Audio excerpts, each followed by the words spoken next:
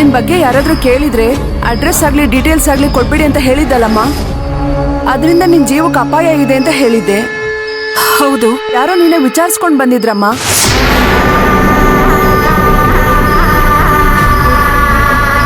ಯಾರು ಮೇಡಮ್? ಲೇಡೀಸಾ ಜೆಂಟ್ಸಾ? ಅವ್ರ ಹೆಸರು ಅರ್ಚನಾ ಅಂತ ಏನಾದ್ರು ಹೇಳಿದ್ರ? ಅರ್ಚನಾ ಅನ್ನೋರಲ್ಲಮ್ಮ, ನಿನಗ್ ಚೆನ್ನಾಗ್ ಪರಿಚಯ ಇರೋರೇ ಬಂದ್ ಕೇಳಿದ್ದು. ನಿನಗ್ ತುಂಬಾ ಕ್ಲೋಸ್ ಫ್ರೆಂಡ್ ಕಣಮ್ಮ. ನನಗ್ ಪರಿಚಯ ಇರೋರ? ಯಾರದು? ನಿನ್ ಜೊತೆ ಜೈಲಲ್ಲಿದ್ದವರು. ನನ್ ಜೊತೆಲಿದ್ದವ್ರ? ಸಾರಿ ಮೇಡಮ್, ನನಗ್ ಟೆನ್ಷನ್ ಅಲ್ಲಿ ಯಾರ ಹೆಸರು ನೆನಪಾಗ್ತಾ ಇಲ್ಲ. ಯಾರು ಮೇಡಮ್? ಪೊನ್ನಪ್ಪ ಬಂದಿದ್ಲು ಕಣಮ್ಮ.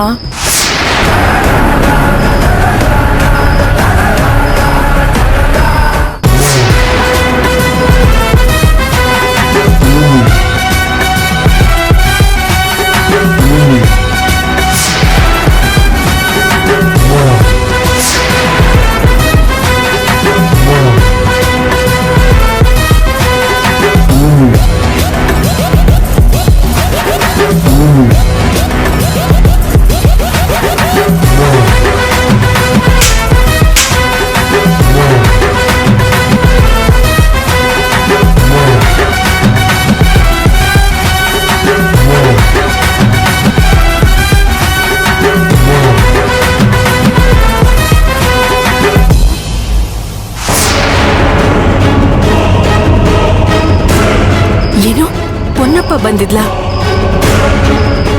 ಪೊನ್ನಪ್ಪ ಯಾಕೆ ನನ್ನ ಹುಡುಕ್ತಿದ್ದಾಳೆ? ಅಲ್ಲ, ನನ್ನ ನಂಬರು ಅಡ್ರೆಸ್ ಹುಡ್ಕೋದಕ್ಕೆ ಜೈಲ್ವರೆಗೂ ಯಾಕೆ ಹೋದ್ಲು?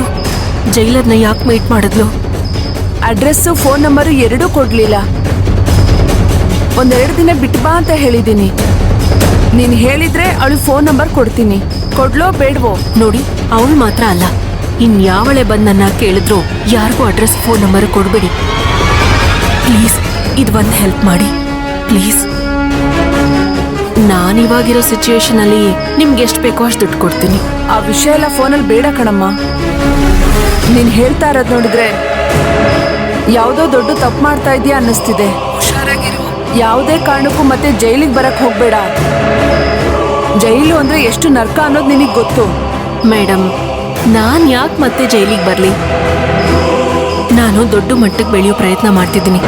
ಅದಕ್ಕೆ ನಿಮ್ಮ ಆಶೀರ್ವಾದ ಬೇಕು ಅಷ್ಟೇ. ಆಮೇಲೆ ನನ್ನ ಲೆವೆಲ್ಲೇ ಬೇರೆ. ಒಳ್ಳೆ ಪ್ರಯತ್ನಕ್ಕೆ 100 ಕಲ್ಲು ಬೀಳುತ್ತೆ ಅಂತಾರಲ್ಲ, ಆ ಥರ ಯಾವ ಕಲ್ಲು ನನ್ನ ಮೇಲೆ ಬೀಳ್ಬಾರ್ದು ಅಂತ ಆಶೀರ್ವಾದ ಮಾಡಿ.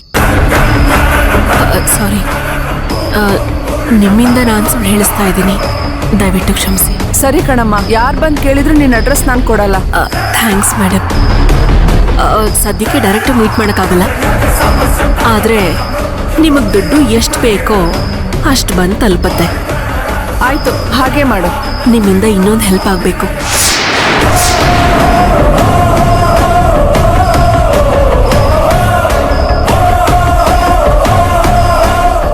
ಪ್ಲೀಸ್, ಇದೊಂದು ಸಹಾಯ ಮಾಡಿ. ಆಯ್ತು, ಸರಿ ಬಿಡು. ಚೆನ್ನಾಗಿರು, ದೊಡ್ಡ ಮಟ್ಟಕ್ಕೆ ಬೆಳಿ.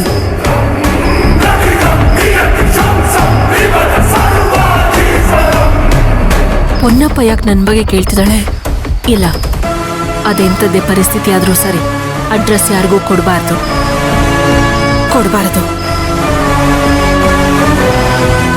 ಮಂತ್ರ ಏನದು? ಯಾರಿಗೂ ಅಡ್ರೆಸ್ ಕೊಡಬಾರ್ದು ಅಂತ ಒಬ್ಬೊಬ್ಳೆ ಮಾತಾಡ್ತಿದ್ಯಾ?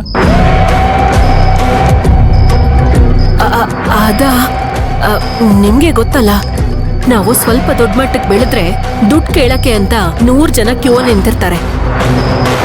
ಇದೇ ತರ ನನ್ನ ಫ್ರೆಂಡ್ ಒಬ್ಳು ಗಗನ್ ನಂಗೆ ಫೋನ್ ಮಾಡಿ ಮಂತ್ರನ ಅಡ್ರೆಸ್ ಕೊಡು, ಫೋನ್ ನಂಬರ್ ಕೊಡು ಅಂತ ಕೇಳಿದಾಳೆ. ಅದಕ್ಕೆ ಯಾವುದೇ ಕಾರಣಕ್ಕೂ ಕೊಡ್ಬೇಡ ಅಂತ ಹೇಳ್ತಿದ್ದೆ. ಓ ಹೌದಾ? ನಾನು ನನ್ನ ಫ್ರೆಂಡ್ಗೆ ಫೋನ್ ಮಾಡಿ ಹೇಳ್ಬಿಟ್ಟಿದ್ದೀನಿ, ನಾಳೆ ಇಡೀ ದಿನ ಫ್ರೀ, ನೀನು ಎಲ್ಲಿ ಕರೆದ್ರು ನಾನು ಬರಕ್ ರೆಡಿ. ಥ್ಯಾಂಕ್ಸ್. ಈ ರೀತಿ ಹೇಳ್ತೀನಿ ಅಂತ ತಪ್ಪು ತಿಳ್ಕೊಬೇಡಿ. ನಾಳೆ ನಮ್ಮ ಜೀವನದ ಬಹಳ ಮುಖ್ಯವಾದ ದಿನ. ಅದೊಂದಾಯ್ತು ಅಂದ್ರೆ ನಮ್ಮ ಜೀವನ ಪೂರ್ತಿ ಸಂತೋಷವಾಗಿರ್ಬೋದು, ಖುಷಿಯಾಗಿರ್ತೀವಿ.